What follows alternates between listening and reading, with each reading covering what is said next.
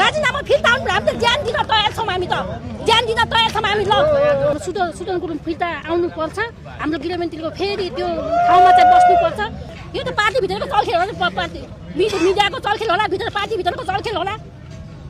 नत्र यति राम्रो काम गरेको मान्छे किन अहिले बाटोमा किन झार्यो ल सोध्नु त गरिरहेको नेता किन भुइँमा जान थाल्छ कसको यो त छानबिन गरेर छोडोस् हेर्नुहोस् स्विस ब्याङ्कको जसको खाता छ नि तिनीहरूलाई यहाँ खोजेर देखाओस् न हाम्रो नेपालको कानुन आफै जान्नु हुँदैछ है जसले सुधार गर्ने खोजेछ नि नेपालमा यति फास्ट गर्न खोजेको थियो कि होइन अहिले हेर्नु त यहाँ जसले गर्न खोज्छ त्यसैलाई भुइँमा झार्यो चिनापुन म्याग्दी अहिले चाहिँ मनमाइजु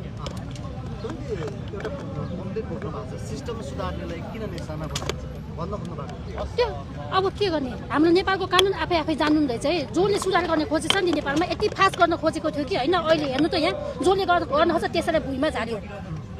के गर्न खोजेको हाम्रो नेपालको कानुनको कुन बाटोमा हिँड्दैछ त्यही भएर होइन जसरी पनि हाम्रो सुदन गुरुङ फिर्ता आउनुपर्छ हाम्रो गृहमन्त्रीको फेरि त्यो ठाउँमा चाहिँ बस्नुपर्छ यदि फिर्ता गरेन भने फिर्ता भएन भने हामी चाहिँ लास्टसम्म हामी चाहिँ हाम्रो ज्यान दिन पनि तयार छौँ ल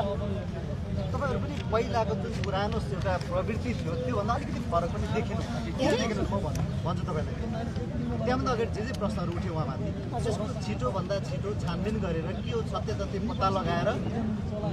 यदि निर्दोष भएको खण्डमा चाहिँ फिर्ता ल्याउनु पर्यो गृहमन्त्री रूपमा चाहिँ किन भन्न सक्नुहुन्न हामी यो त फिर्ता लिनुपर्छ नि तपाईँको कति त्यो सेयर लगानीको कुरा हुँदैछ होइन यो कति वर्ष अगाडिको कुरा हो यो अहिले कार्यकालमा अनुसार होइन अहिले यो ठिक छ यो मिडियाले गरेको कसले गरेको त्यो थाहा भएन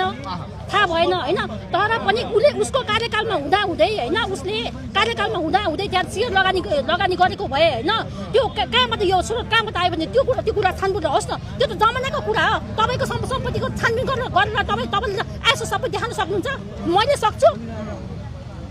यो होइन नि यो भने होइन ठिक छ बरु यिनीहरूलाई यो चाहन्छ भने जनता हामी जेएनजीहरू होइन जनताले यो चाहन्छ भने स्विस ब्याङ्कको मान्छेहरूलाई स्विस ब्याङ्कको जसको खाता छ नि तिनीहरूलाई यहाँ खोजेर देखाओस् न देखाओस् न किन हाम्रो गरिरहेको नेतालाई किन भुइँमा जान थाल्छ कसको यो त छानबिन गरेर छोडोस् हेर्नुहोस् राजीनामा फिर्ता हुनु पर्यो राजीनामा फिर्ता हामी त ज्यान दिन तयार छौँ हामी त ज्यान दिन तयार छौँ हामी ल ज्यान दिन तयार छौँ राजीनामा फिर्ता हुनु पर्यो हामी ज्यान दिन तयार छौँ हामी हुनुपर्छ यो त छानबिन चाहिँ हुनुपर्छ निष्पक्ष हुनु पर्यो मिडियाबाजी हुनु भएन